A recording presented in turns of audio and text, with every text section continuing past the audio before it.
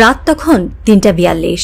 কাশ্মীর সীমান্তের আকাশে হঠাৎই কেঁপে ওঠে একটি রাডার। মুহূর্তেই স্ক্রিনে দেখা যায় একটি রাফাল জেট নিখোঁজ। কমান্ড সেন্টারের প্রধান অফিসার চিৎকার করে ওঠেন, পশ্চিম থেকে একটা পিং আসছে, ওটা কি থান্ডার? ততক্ষণে অনেক দেরি। ভারতের $288 মিলিয়ন যুদ্ধবিমান রাফাল ছাই হয়ে গেছে পাকিস্তানের স্কোয়াড্রন লিডার আয়েশা ফারুকের J-10C এর নিশানায়। যেন নিখুঁত কোরিওগ্রাফির মতো সংঘটিত হলো ঘটনাটি। কেউ বুঝতেই পারল না আকাশের কোন দিক থেকে ছুটে এলো সেই ক্ষণিকের আগুন, যে আগুনে গলে গেল ভারতের গর্ব রাফাল। পাঞ্জাবের বহলপুর জেলার মেয়ে আয়েশা যেন একা হাতে যুদ্ধের ভার কাঁধে তুলে নিয়েছেন। যুদ্ধের আকাশে আজ তারই রাজত্ব।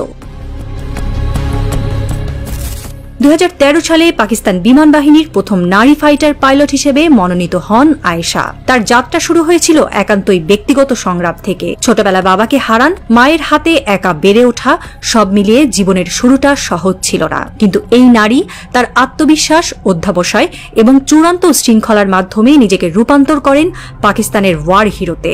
J-10C, যা চীনের সহায়তায় নির্মিত হয়েছে, তার হাতে পড়ে যেন এক একটি রণযন্ত্রের চেয়ে বেশি কিছু হয়ে ওঠে। এটি পাকিস্তানের বিমান বাহিনীর অন্যতম ভরসার নাম। গোলাবারুদের দিক থেকে কিছুটা পিছিয়ে থাকলেও ক্ষেপণাস্ত্র প্রযুক্তি এবং ইলেকট্রনিক ওয়ারফেয়ারে পাকিস্তানের অগ্রগতি আজ ভারতের মাথা ব্যথার কারণ। বিশেষ করে চীনা PL-15 ক্ষেপণাস্ত্র ব্যবস্থা আয়েশাকে দিয়েছে দূরপাল্লার ঝোড়ো আঘাতের ক্ষমতা। এই যুদ্ধে কেবল প্রযুক্তির লড়াই নয়, নারীর লড়াই চলছে মগজ আর আকাশের মাঝে। আয়েশা নিজের হাতে চালিয়ে নিচ্ছেন যুদ্ধবিমান। সে সরাসরি আকাশে লড়ছে, কিন্তু সে শুধু শত্রু ধ্বংস করছে না, সে ধ্বংস করছে পুরুষতান্ত্রিক মনস্তত্ত্ব। স্কোয়াড্রন অফিসার আহসান বলেন, আয়েশার ট্রিগারে চাপ দেওয়ার সময় চোখে এক ধরনের স্থিরতা দেখা যায়, যেন সে আগেই জানত এই মুহূর্তটাই সঠিক। এ ধরনের মাইক্রোসেকেন্ড ডিসিশন মেকিং প্রতিটি পাইলটের পক্ষে সম্ভব হয় না, কিন্তু আয়েশা যেন যুদ্ধে প্রবেশ করে এক অন্য জগতে।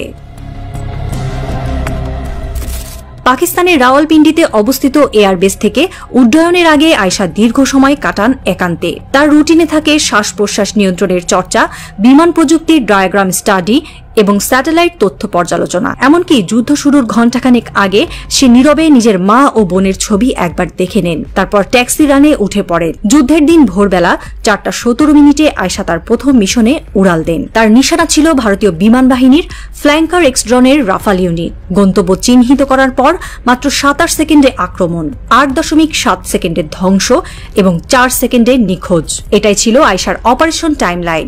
এই টাইমলাইন আজ পাকিস্তান বিমান বাহিনীর ট্রেনিং ম্যানুয়ালে অন্তর্ভুক্ত হয়েছে। ঘটনার পরপরই পাকিস্তানের সোশ্যাল মিডিয়ায় #আয়েশা দ্য ইগল ট্রেডিং শুরু হয়। রাওয়ালপিন্ডি, করাচি, লাহোরে পোস্টার টানানো হয়, এক আয়েশা সব আকাশে ছড়ায়। পাকিস্তান সরকারের তরফ থেকেও তাকে দেওয়া হয় রাষ্ট্রপতি পদক এবং সোনার শার্পিল নামের বিশেষ যুদ্ধ সম্মান। দেশের মেয়েরা এখন তাকে দেখে নতুন করে স্বপ্ন দেখছে। মিলিটারি একাডেমিতে নারী আবেদনকারীর সংখ্যা কয়েকদিনে বেড়েছে দ্বিগুণ, যেন এক নতুন বিপ্লবের শুরু। অচিরেই হয়তো পাঠ্য বইতে অন্তর্ভুক্ত করা হবে তার জীবন কাহিনী। ইউনিভার্সিটিগুলোতে শুরু হবে আয়েশা লেকচার সিরিজ।